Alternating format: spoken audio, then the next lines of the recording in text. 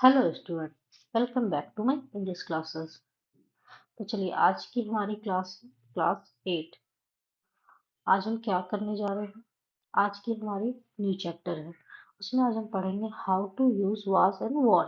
Was and were कहाँ पे use होते हैं। ठीक है, बाकी क्लासेस आपको यूट्यूब पे मिल जाएगी, वहाँ पे अवेलेबल है। तो चलिए पहले हम जानते हैं कि वाज और वॉर कहाँ कहाँ यूज होता है और किस लिए यूज किया जाता है। ठीक है, तो वाज और वॉर कहाँ पे, पहले हम वाज के बारे में जानते हैं। वो कहाँ कहाँ यूज होता है। वो आई के साथ यूज होता है, ही, सी, डैट एंड दिस के साथ। ये पास्ट वर्क है, जो हम काम कर चुके हैं उसके लिए यूज होता है। ठीक है, ये सिंगल के लिए यूज होता है। वो मैं आपको पिछली क्लास में भी बता चुकी हूँ इसका क्या मीनिंग है। अब वॉर वॉर कहाँ पे यूज होता है? देखिए इसके लिए you, they, these, those and we के लिए। ठीक है, ये भी पास्ट वर्क है। ये सारा हमारा क्या है?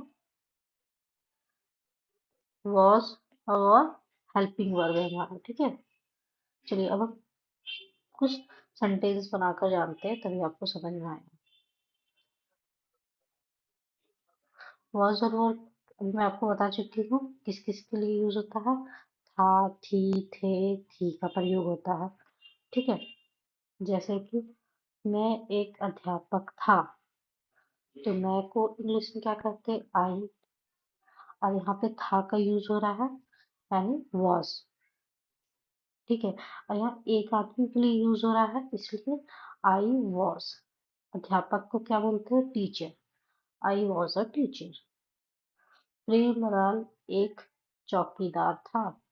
प्रेमलाल एक चौकीदार था। यहाँ पे भी एक ही इंसान के बारे में बोला जा रहा है।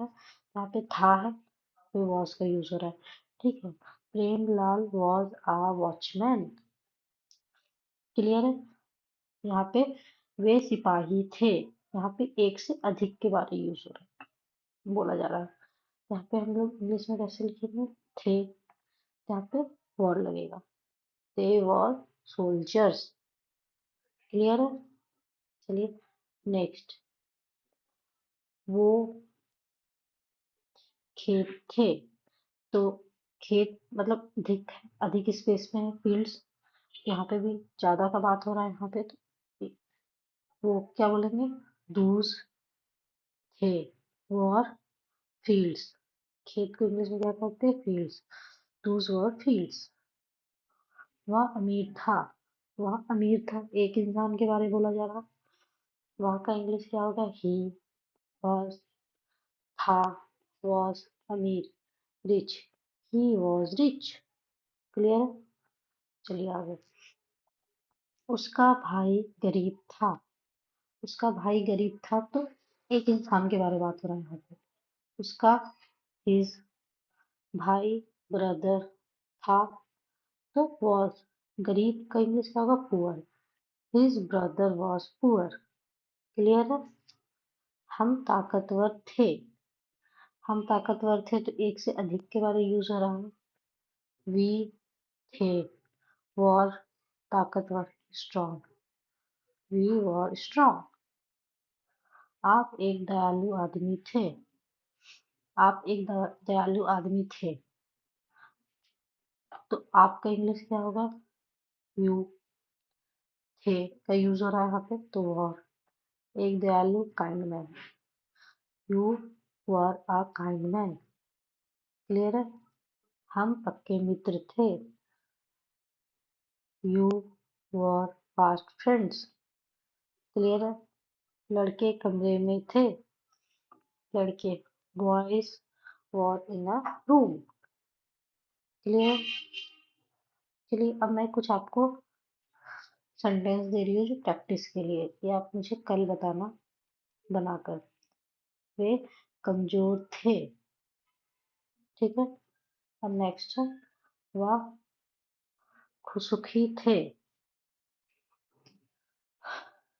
जब तक आप प्रैक्टिस नहीं करोगे तो समझ में नहीं आएगा, इसलिए आपको प्रैक्टिस करना जरूरी है। चलिए अब हम कुछ पार्ट्स ऑफ बॉडी देखते हैं, जो पिछली क्लास में मैं करा चुकी हूँ, उसके आगे का है ये।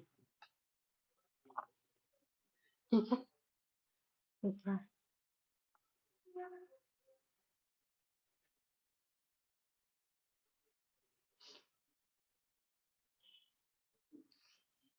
Parts of body. Black, black को इंग्लिश में क्या कहते हैं? गोद। गोद, जैसे कि बच्चे माँ की गोद में होते हैं ना, तो सभी लोग क्या कहते हैं इंग्लिश में? ब्लैक।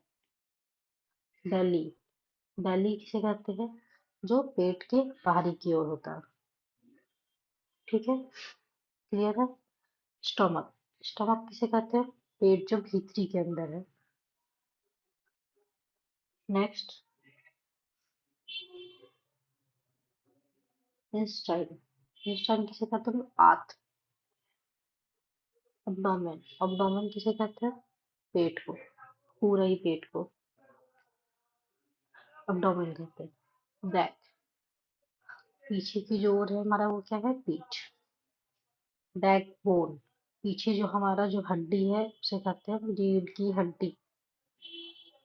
रीढ़, पसली।